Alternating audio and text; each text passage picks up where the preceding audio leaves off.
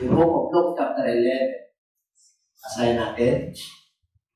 And it came to pass that as he was praying in the service, when he ceased, one of his disciples said, Lord, teach us to pray as John also taught his disciples.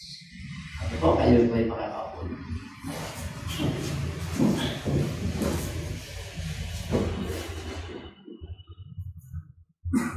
Ang topic, tinanong ko kung anong tema natin kay Pastor, praying and fasting.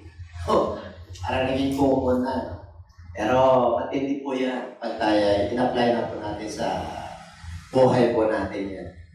At alam niyo po, hindi po po, Matthew chapter 6, kung saan ang Panginoon ay nagtuturo sa mga sinasabi kasama niya kanyang malagat. Pag sinabing sa chapter 6, ito po yung galit na galit ng Panginoon. Ito po yung pag nagbigay ka, wag mong sabihin sa kaliwa, sa kanan. Magbigay kayo, before you ask the Lord, God knows your needs. Kaya sabi niya, pati yung pagpapasting, pag nag-fasting kayo, kailan malinis, hindi halata. Pag humingi kayo sa Lord, pag nag-pray kayo, like this manner. So may example, may halimbawa. Kaya dito po, tinuruan niya yung kanyang mga lagat kung paano manalangin. Kaya kung tatlong segments po yan. So first, pag sinabi niyang, Our Father who art in heaven, hallowed be your name, your kingdom come, your will be done on earth as it is in heaven. So, yun po yung unang pattern ng prayer.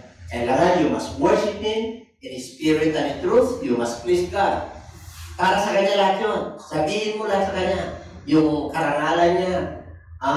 Kasi sa Kanya lang your kingdom come, your will be done on earth as it is in heaven. Yung first part doon para sa Kanya lahat. Yung second part para sa akin. Give us this day our daily bread and forgive us our debtors. Our debts as we forgive those who debtors. O debts against us. And lead us not into temptation. Sa atin yun. But deliver us from evil. Para sa atin yun yung pangatlo, thanksgiving.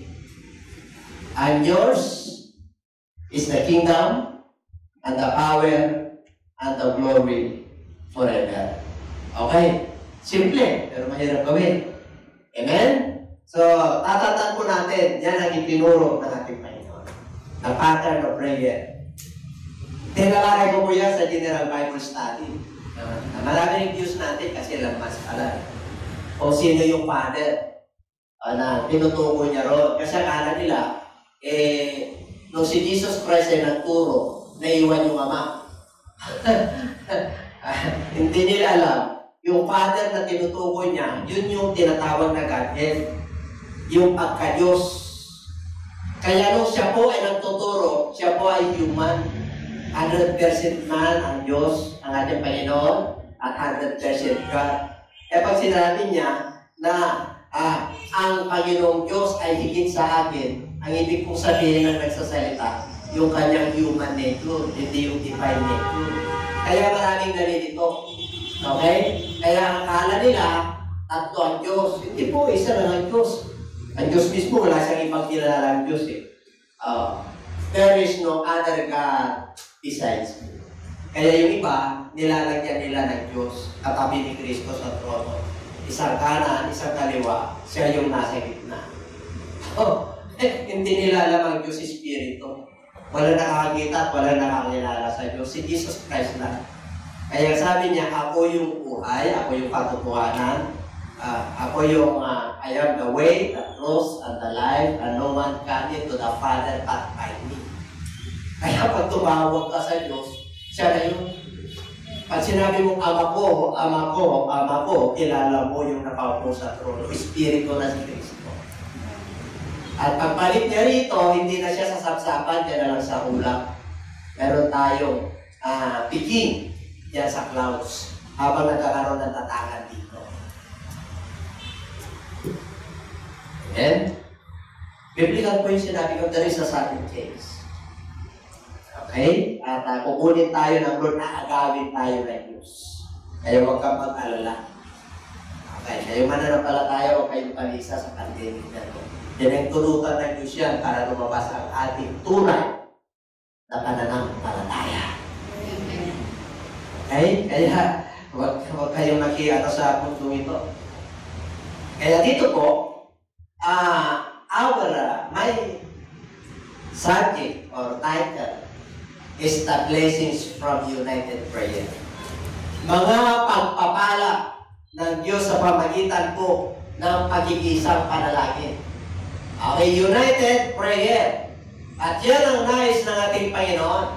Alam niyo po, lagi tayong nananalangin, no? Pero talagang isa sa mga panalangin na nakaka-distract po talaga. Gusto mo manalangin ng 2 oras na wala kang distraction? Nasubukan nyo na yun? Yung agaw buhay ka. Ang Diyos lang ang nakapitan. Naranasan ko po yun. Agaw buhay ka, wala ka na makakapitan. Hindi siya na lang nakausapin mo. Kahit pinitulutan niya, para kausapin mo ang Diyos. Titignan niya kung matatag ka na. Titignan niya pag titiwala mo sa Kanya, hindi nagbabago. Tingnan niya kung magka-alinlangan ka sa Kanya. Amen? Kasi marami tayong distraction eh. Kung gusto mo na matapos ka agad. Pero kung tingnan mo kung agaw buhay ka, wala kang ibang kakapitan. 3 oras, 4 na oras, mag-speaker ka. Pasok mo siya. Siya na lang, bahala na siya. Amen? Kaya pag kayo po ay talagang nalalamig na kayo, manalangin ka na ng manalangin. Hindi pa ba kayo? Para hindi na kayo manitip. Ito po yun. Nanapan ka na yun. Pag matindi ka, kasi hindi ka pwede magiging matinding leader pag hindi mo makakausap kay Diyos na tumulong. Kaya pag nag-pray ka, nakaliti ka lang. Kaya ang ating Panginoon sa bundok nagpipray yan eh. Kaya tinanong niya yung kanya isang alagad niya. Turuan mo kaming manalangin. Kagaya ni Juan, ni John the Baptist, tinuruan niya yung kanyang alagad. Kung ganito kayo manalangin, ano yun? Our Father, order niya. Pariho lang eh. Pattern ng prayer yun. Sample ng prayer yun. Kaya dito po, okay.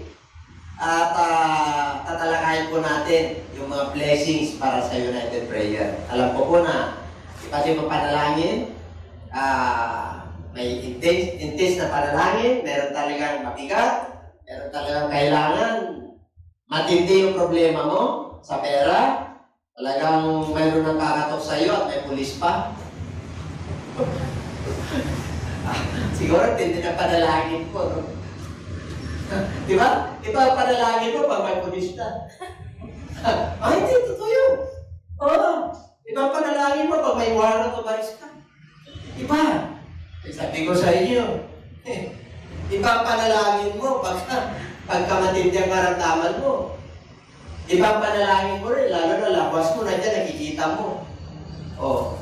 Pero pag sanay ka na, hindi ka kay Lord. Alam mo, kasama ko yung Diyos. Kasama mo eh. Bakit? Experience mo na eh. Ang dami nga. Kagaya nila Elijah. How many times Elijah mentioned in the New Testament? 30 times.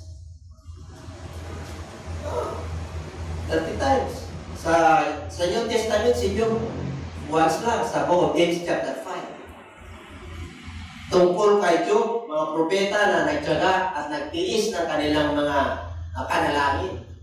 Mga panalangin. Si Job, once. Pero si Elijah, grabe. No? Tinignan ko ang mga kasaysayan po nila. Lahat po sila nakikita sa harapan ng Lord. Kahit na isang beses na na-mention, kahit na hindi na-mention, pero na-mention si Queen Esther sa Old Testament. Kita nyo naman, hanggang chapter 10, pinagkagay kayo ni Pastora.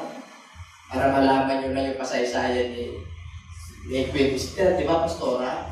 Tapos ang title niya, if I perish, I perish. Yun lang pala, di ba? Titi ha? Ang titi ng conclusion. Ay, sabi ko sa inyo eh. Alam nyo, kanya-kanyang flavor of the month tayo. Alam nyo, ganyan po talaga. May kanya-kanyang katangian po ang mga ginagamit ng Diyos. Gusto nyo gamitin kayo ng Diyos na short, yung very short lang? Si Jonas, nangaral. Ano ang pinangaral niya? 40 days and 40 nights. Oh, diba? Yan lang. Inulit niya lang yun. Na-convict yung hari. Kasama yung mga hayop eh. Lahat ng mama yan eh. Alam niyo mga kapatid, pag ginamit ka ng Diyos, hindi rin sa dami. Oo. Kung gagamitin ka lang na gano'n, okay na yun. Magpasalamat ka na sa Diyos. Meron talagang ginagamit na gano'n eh. Paiba tayo ng gamit. Kaya, kung ikaw ay gusto mo ng pagatin talaga at your own, yung molding ng Lord. Kasi may kanya tayong molding ng Lord eh. Kaya magkakaiba po tayo ng footprints, eyeprints, yung mga mark. Ganun din sa paggamit at pagpun sa atin ng Lord. Amen? Hindi pa ba kayo? Kaya kung yung hinahanap nyo sa akin, yung halimbawa lang doon. Sinabi naman ni Pablo eh. Ganito, yung narinig nyo, yung natutunan nyo, yung nakita nyo sa akin bilang halimbawa, gawin ninyo. Kasi yun ang halimbawa ni Kristo. Yun din ang sinusunod. Amen? Hindi pa ba kayo? Kaya, tatalakayin po natin ano yung mga pagpapala na makukuha natin sa pakikisay. Marami pag sinabing united, parang walis po yan eh. Para magiging matatag. Para magiging strong.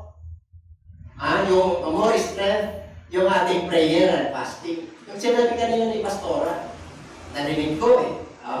Ang sabi niya yung prayer and fasting, kailangan talagang matindi. No? If I perish, kailangan, kahit na mamatay, kung hindi ako papakinggan.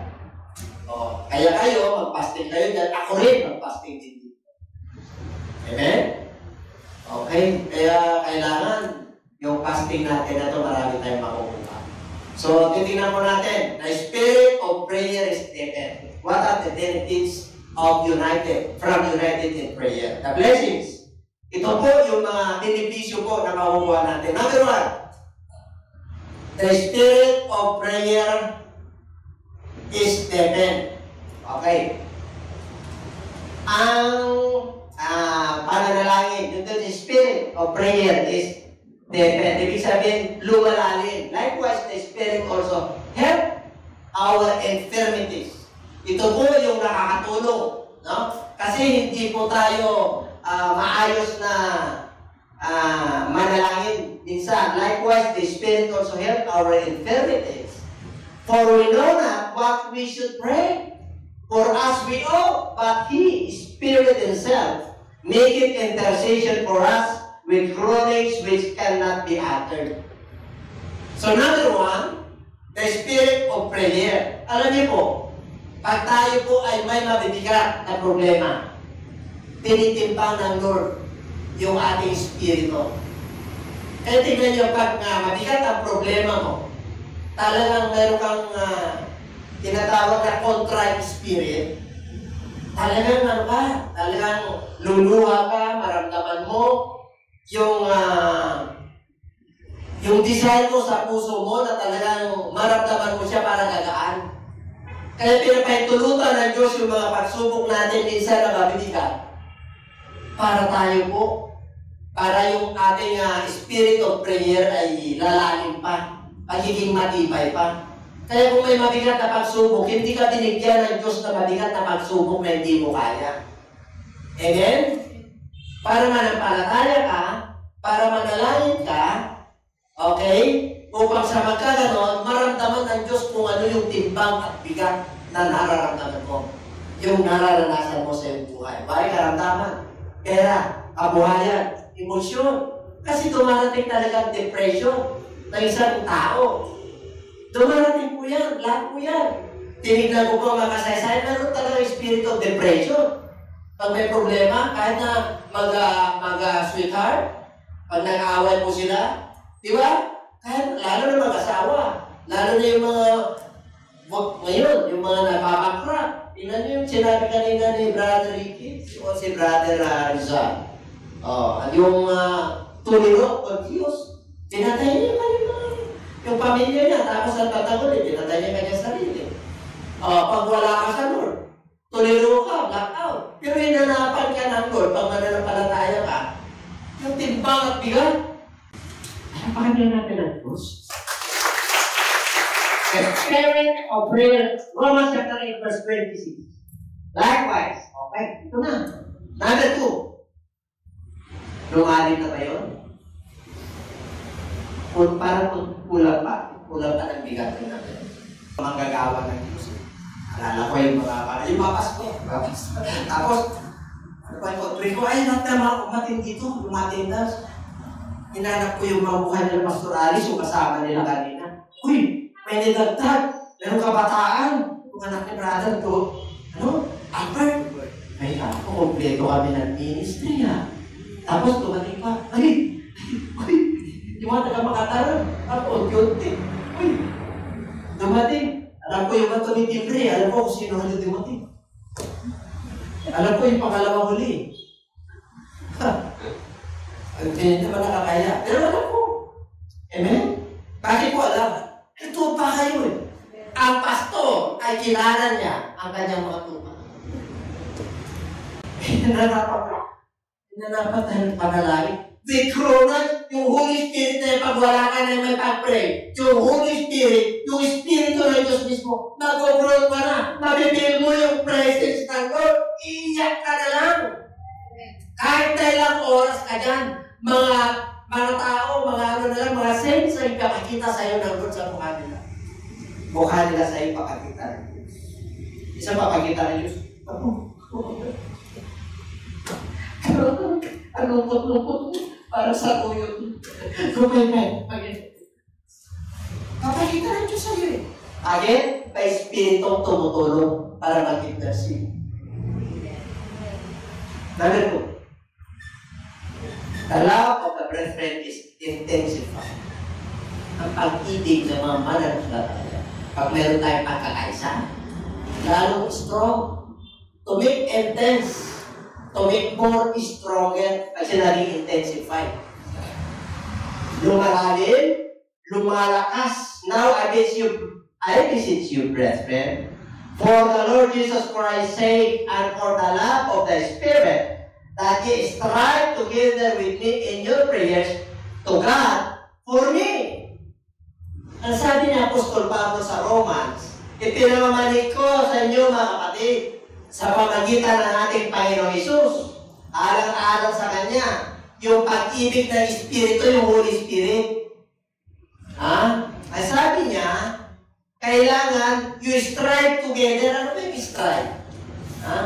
Kailangan magsikap kayo. Na ano? Magsikap kayo na sama-sama, isama nyo ako sa panalangin. Magsikap. Pag manalangin pala tayo na pala, magsikap.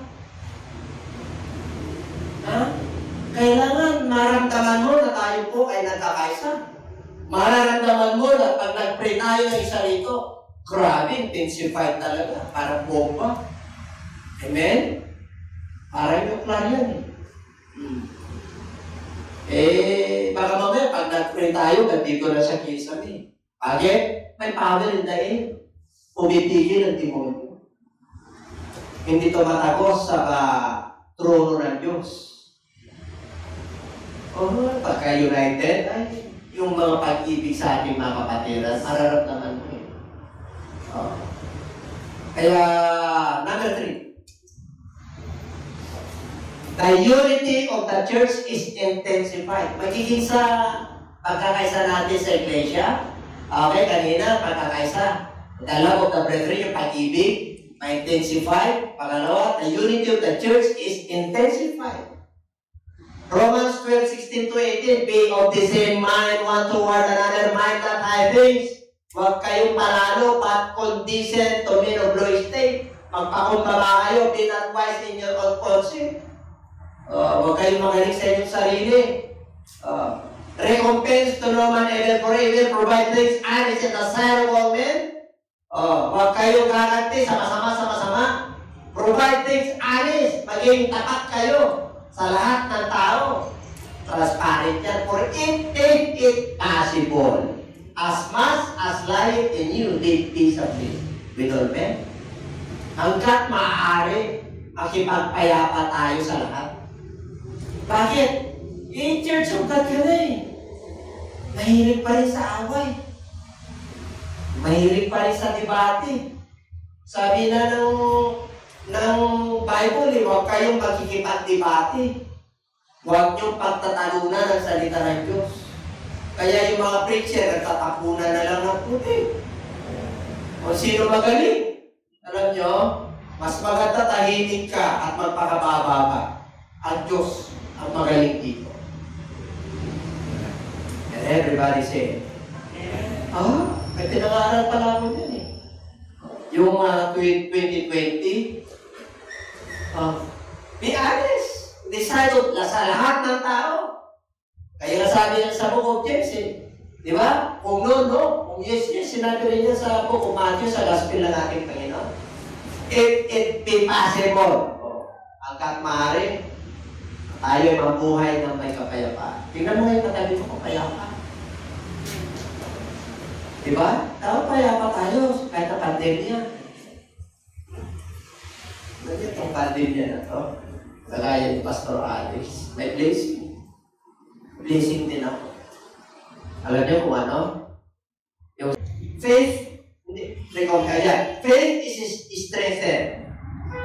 Ang pananampalataya, pag may blessing po tayo sa from United Prayer, faith is strengthened. Tingnan natin ang Luke chapter 17, verse 5. Increase our faith. Bakit sinabi ni Kristo yan? Ang sabi, and the apostle said unto the Lord, increase our faith.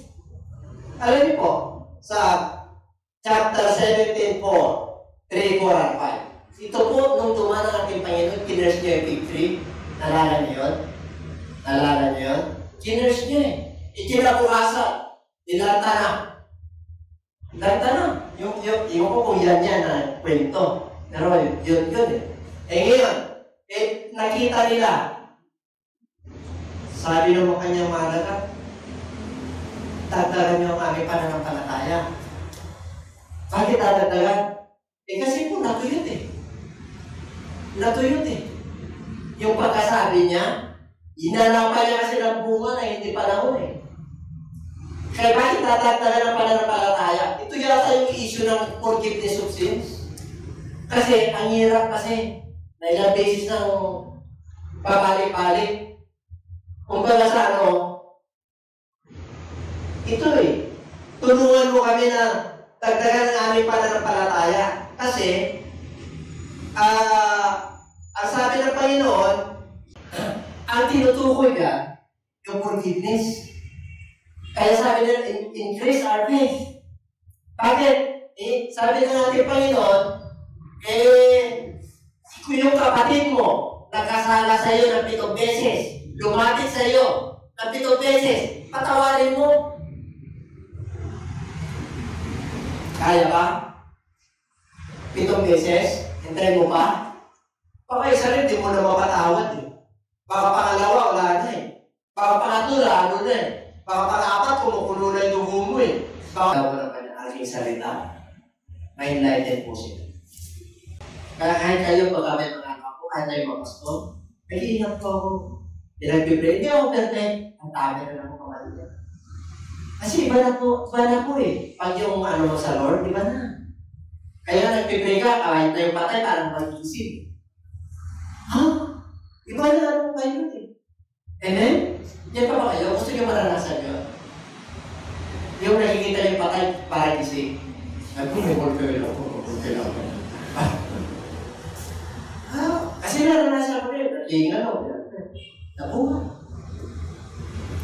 Kahit na malayong lugar, pinagpipray. Lalo na kung nandukas tabi. Yung malayong nga eh. Gumagaling, yung tabihan ko pa. Dapat tabihan ko lang. Tinanong ko lang, kung nagagdan. Diba? Diba yun? Totoo po yun. Kaya pag gagawin ka ng hari, gagawin ka ng bukal, ay iiwas ka na. Iwas ka na. Bakit? Baka mamaya, i-anchor ka na eh. Hindi nyo ba alam ang maradala ng mabuting balita? Small little evil gods. Pag nagdadala ka ng salita ng Diyos, para ka Diyos. Nabasa nyo yan? Nasusulat? Kaya marami yung nauntog eh. Marami natalaya ng mga preacher na matitindi. At yun yung pinag-ibig. Amen? At ipag-pray nyo rin ako. Samahan nyo rin ako sa dalangin. Na ang mga larak ng Diyos hindi kasama. Paano kung ito-prove? Sa yung tunay ng Diyos mo, parang ang panahon ni Elijah, ang dami kayo Di ba? Pag sinabi na, prove me now! Bigyan mo yung times mo. Pag hindi, prove me now, sa touch yun eh. Pero pagdating sa power, ay iba yun. Iba yun. Ang may sinabi pa si Lord dyan, mas matindi ang gagawin nyo. Di ba sinabi niya yan sa John chapter 14? Kaya yung iba, mas matindi yung ginagawa nila doon. Ang context doon, mas matindi yung gagawin nyo sa evangelism. Bakit? Iabot na ang buong mundo eh. Noong panahon nila Kristo, naglalakad lang sila. 70 kilometers from Jerusalem to Samaria. 3 days. Lakbayin mo yun, hindi na na maglalakbay. Amen? Mananalangin kayo, hindi mo na ipapatala yung Ephron mo. Punta kayo sa Damascus. Kung inutusan ng Lord yun, naalala nyo si Juan? Si Naaman? Sa ilog Jordan? Ang pahit-pahit? Bakit ito naman wala bang parpan? Wala bang abalana dyan? Bakit yun pa sa ilog Jordan? Sinira yun eh. Ikaw pinitulutan ng Lord. Inutusan ka, yung mask mo ibigay mo sa doon. Sa nababay-os. Ano sa palagay mo yun? Maniwala sila sa'yo? Ito yung sinabi ng Diyos. Ay, yan sinasabi ko sa inyo.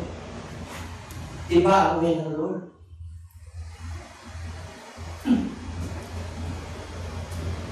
Sinabi ng Lord na mayroon ba imposible sa akin? Lahat ng imposible gagawin niya posible. Sumunod ka na. Increase our faith. Kaya dapat, pag sinabi yung faith na yan, nag-increase, malinis. Ang Diyos, nandyan lang. Nandyan lang. Lumapit kayo sa akin, at ako'y lalapit sa inyo. Linisan nyo ang inyong mga puso, at pagkabalirin nyo ang inyong mga puso, at linisin nyo ang inyong mga tao. Yung lahat ko, lahat ng tao. Mabiro mo, napakapalat na natin eh. Kaya hindi nila pinapansin na salita. Kaya tayo, mapalat tayo. Bakit? Sumusunod tayo. Kaya yung hindi sumusunod, kaya talagang pangaral mo. Without fear of people, hindi ka matatakot. Mark 11:22-24. And Jesus answered and said unto them, okay. Ano pa ba? Matthew 18:19. Therefore, I say unto you, what things soever ye desire, when you pray, believe that ye receive them, and ye shall have them. Diba? Sige sa 18:19. Again, I say unto you that if two of you shall agree on earth as touching anything that they shall ask, it shall be done for them of my Father which is in heaven. Nagka-agree ka lang eh.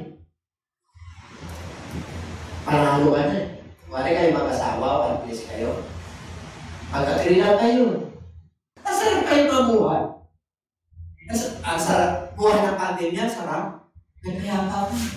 Kapag, hindi mo confused na kapaligaran mo, ikaw payapa. Pero mo lubog na sila, pero nakalitaw ka sa Diyos. Ikaw ka sa tinitignan mo yung mga pangako ng Diyos. Ay, natindi mo. Sabi mo sa katabi mo. Intensified eh. Intensified na lahat yung nangyayari, ikaw yung prayer mo. Wala lang, hallelujah, please tell you. Kailangan na bumalik po. Ano ka galing yan? Paano ka naman niya? Kapag kinakailangan na, lakas mo ka. Dapat, pag nagsalita, ay, gagaling ka na, dapat naghuhulat at demonyo. Hindi ko makakapit eh. Bakit? Eh, walang intensity. Walang ignition. Nakakita na kayo ng sasakyan na walang ignition. Yung patay. Hindi nag-i-ignite. Walang kuryente, wala lahat. Itutulak. Pero kung tinutulak ka na rin doon na palapit sa kanya. Yung pananampalataya natin, masigla. Kanina, talagang lungkot tayo. Oh, amen? Pero ibang Diyos eh. Pagka ganito na yun, patapos na, dami ka na natutunan. Hallelujah. Kuha ka lang pag-agree mo. Okay, pray tayo. Pray tayo pamilya.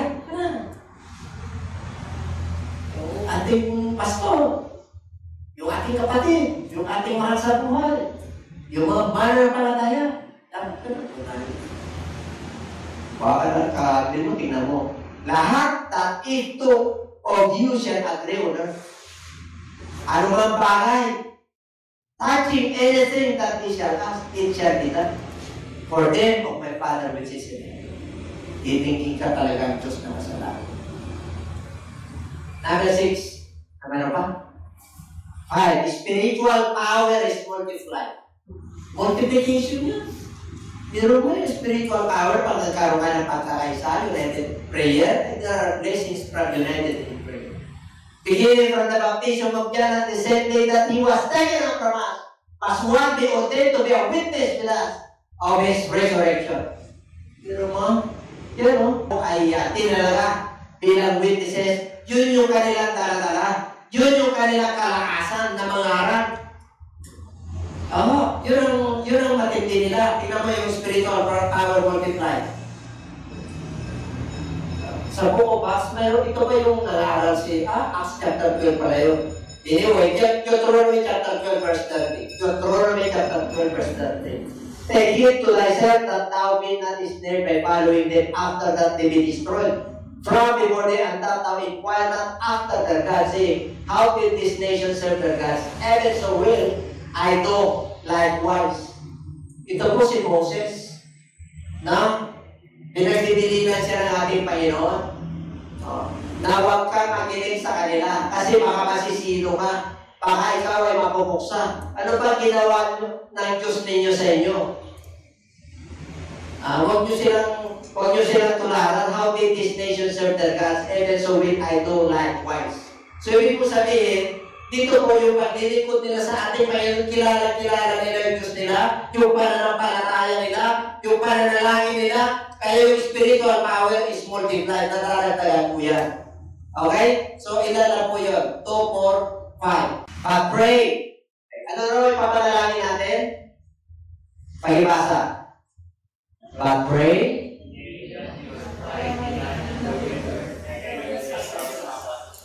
Anong pinag-pray natin?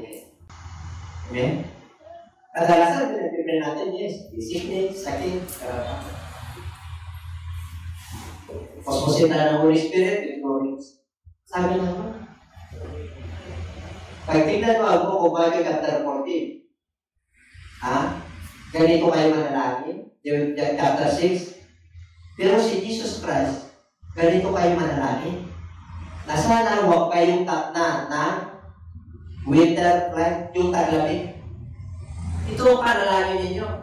Taglamig dito, mga worker. May co-worker, taglamig. Ang pananampalataya ngayon, taglamig. Ang panalangin ngayon, taglamig. Bakit? Confused, taghirap, pag-isa, tulirok ang tao. Hinahanapan tayo ng Lord na ipanalangin natin na huwag tayo tatna na maligam. Maligam ang ating paglilingkod, maligam ang ating panalangin, neither on the Sabbath day. Alam niyo ba Sabbath? Na mamahinga. Ibig sabihin, huwag kang tatnan ng Lord na namamahinga. Yan ay ipag-pray mo. Ano ipag-pray mo? Huwag tayong tatatnan na naglalamig, namamahinga. Walang ginagawa. Ang nais ng Lord, increase our faith, Lord. Strengthen, Lord, our faith. Yung prayer po namin, Panginoon, pasiglayin mo. Hindi mo nga na Ephesians chapter 6, verse 18 and 19. Pakiclick na kung meron tayo. Ephesians chapter 6, verse 18 and 19. Yun ang tinakaro natin. Praying always in the Spirit. Hindi ako nagkakamali. Yun, no? Praying always with all prayer and supplication in the Spirit. Manalangin kayong lagi. Supplication man na may pagsamo. And watching their will with all perseverance. Pantayan ninyo, may pagtatyaga kayo, yung pagsamo nyo sa lahat ng all things. Lahat ng mga nanampalataya, nag-pray na ba kayo? Naalala nyo yung lahat na nasa church, na kinabibilangan mo, pinag-pray mo na?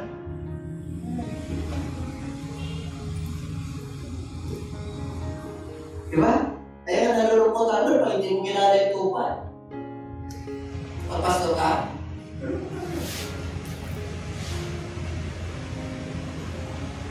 My sheep knows my voice, and they hear it and they follow. And for me, sabi na po sa Lord, at ako naman, that utterance may be given unto me that I may open my mouth boldly to make known the mystery of the gospel. Hanggang 19 na yan, ano? 19 na. Ang ibig mo sabihin, lahat ng mga banal, ipag-pray mo. Sa 1 Corinthians at sa 1 Timothy, ang mga gobyerno, ang pamahalaan, ipag-pray nyo. Ngayon ito lahat ng mga banal. Sinabi rin niya, Pastor, ako rin ipag-pray nyo. Upang sa magkaganon, matapang akong mangaral para iupin yung to para sa hiwaga ng Ebanghelyo. Kaya ang pag-pray po, walang katapusan. Kaya sinabi ng 1 Thessalonians 5:17, cease not to pray. Kaya sinabi ng Luke chapter 18 verse 1, men always ought to pray and faint not. Huwag kayong maghinawa sa panalangin. Huwag kayong huminto sa panalangin. Bakit? Pag puspos ka ng Holy Spirit, kahit sa panalangin, pwede nakaupo ka sa gym, nakaupo ka sa sakyan mo, matulog ka, nagpapahinga ka, pwede kang manalangin. Nag-pray yung Holy Spirit para sa iyo. Ano yun? Everybody say amen. Yan ang gusto matutunan sa atin yung matutunan natin sa Lord. Kasi wala ka naman ipag-pray, tatamanin ka na, tatayo ka na eh. Bakit? Ipapasok na yung laman eh. Papasok na yung flesh. The flesh is weak, but the Spirit is indeed willing to pray. And everybody say amen. So there is a blessing from the united prayer. So number 1, yan na po. Number 1 po natin, recap, the spirit of prayer is taken. The love of the brethren is intensified. The unity of the church is intensified.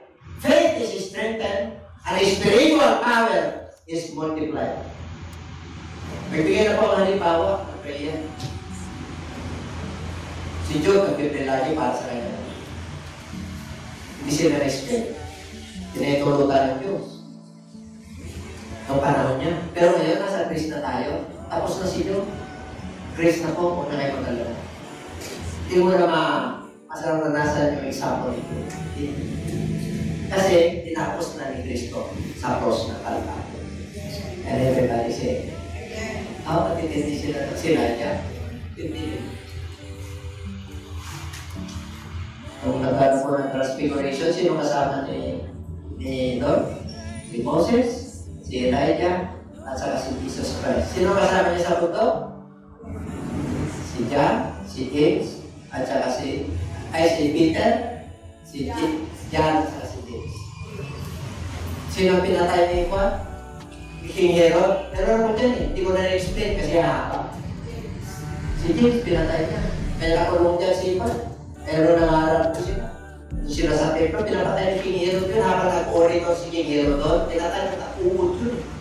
Nauud siya. Amen? Hindi ko na yun yun. Kasi lalaring lang tayo. Okay na yun.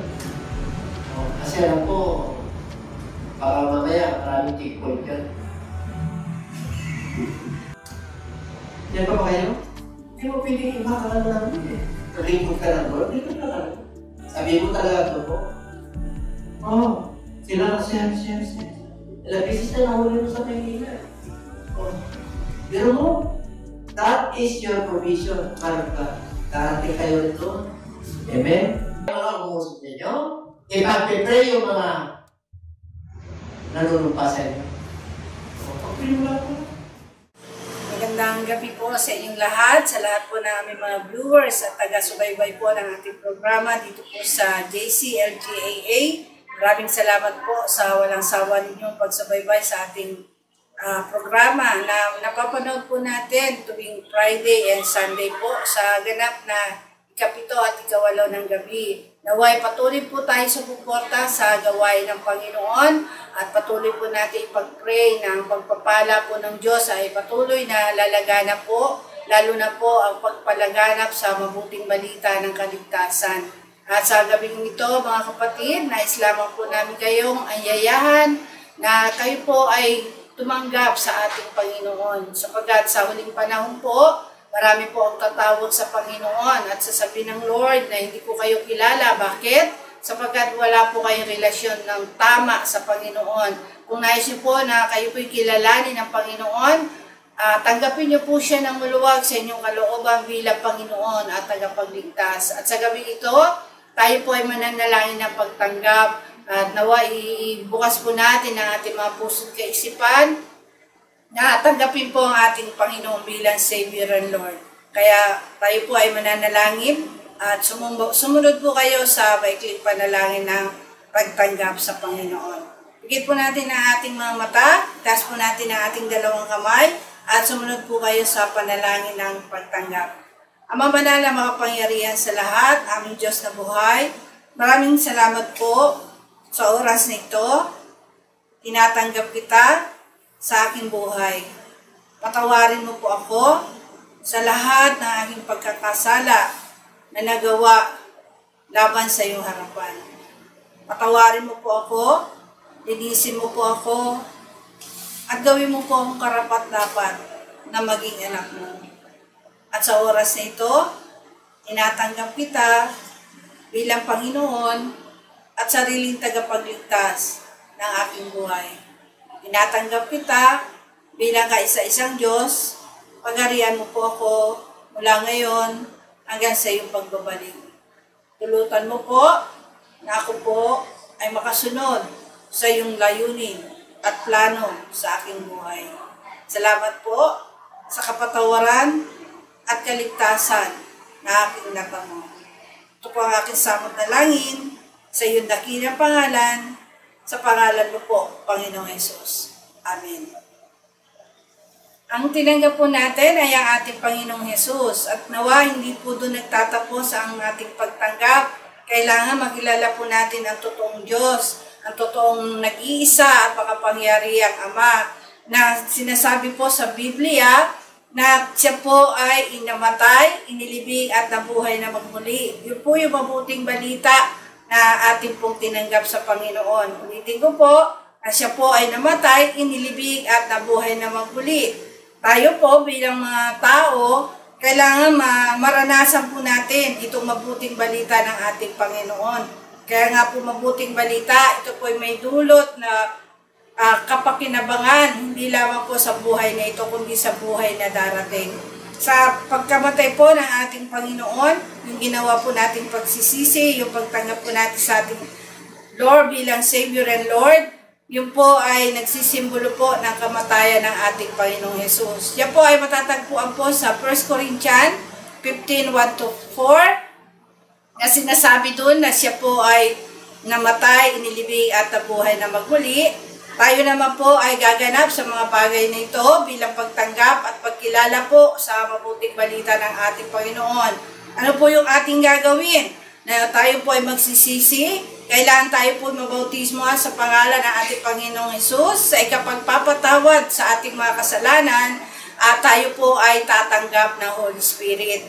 Kung tayo po ay may tamang relasyon sa Panginoon na napatawad po ang ating kasalanan, nagsisi po tayo sa ating mga kasalanan, at tayo po ay papatawarin ng Panginoon at bibigyan ng kaloob ng Holy Spirit. Napakaganda po itong plano ng kaligtasan ng Panginoon. Kaya nga po sinabi sa Mark 16:16, ang sino man sumampalataya at mabautismuhan ay maliligtas. Inulit din po yan sa mga Gawa 2:38 na sinasabi po doon na tayo magsisi, tayo po ay pabautismo sa pangalan ng ating Panginoong Hesus at tatanggapin po natin ang kaloob ng Holy Spirit. Nawa maniwala po kayo dyan at sundin po natin ang nais ng Panginoon sa ating buhay upang tayo po ay maligtas, upang tayo po ay magkaroon ng buhay na walang hanggan. Sapagkat kung wala po tayong relasyon sa Panginoon, hindi po tayo paghaharian ng Diyos. Hindi po tayo makakapasok sa kaharian ng Panginoon. Kaya napakahalaga po na tayo po ay maniwala sa gospel ng ating Panginoon, sa mabuting balita, upang tayo po ay makatamo ng totoong kaligtasan sa ating mga kaluluwa. Maraming po salamat at nawa patuloy po natin bigyan ng puwang sa ating mga puso, sa ating mga kaluluwa, na tayo po ay magkaroon ng panahon sa pakikinig at pakikinig ng salita ng Panginoon upang ang ating pong pananalig sa Diyos ay patuloy na lumago, lumawak at tumibay, lalo na po sa panahon natin ngayon na napakarami pong kaguluhan, napakarami pong kabalisahan sa mundong ito. Kung wala po kayo matatag na pananampalataya sa Diyos, paano po natin matatagalan ang hirap na ito? Pero kung nandiyan po ang Panginoon sa buhay ninyo, tinanggap nyo siya bilang Savior and Lord, makakaasa po tayo na hindi niya po tayo pababayaan. Bagkus tayo po itutulungan ng Panginoon na mabuhay ng may tunay na kapayapaan na bigay sa atin ng Panginoon. Kaya huwag po kayo magsawa na tayo po mag-ipon ng kayamanan sa langit. Sapagkat ito pong kayamanan na ito po ay hindi nabubulok, hindi ito mananakaw, at higit sa lahat, ito po ay kayamanan na bigay ng Panginoon. At saan po natin yan makukuha? Sa pamamagitan po ng pagtsatsaga, pakikinig, pag-a-apply ng salita ng Panginoon. Kaya maraming po salamat at huwag po natin kakalimutan, lagi na subaybayan po ang ating programa dito po sa JCLGAA tuwing Friday po, Sunday, 7 to 8 p.m. po, dito po sa ating YouTube channel. Maraming pong salamat at pagpalain po tayong lahat ng ating Panginoon. God bless you.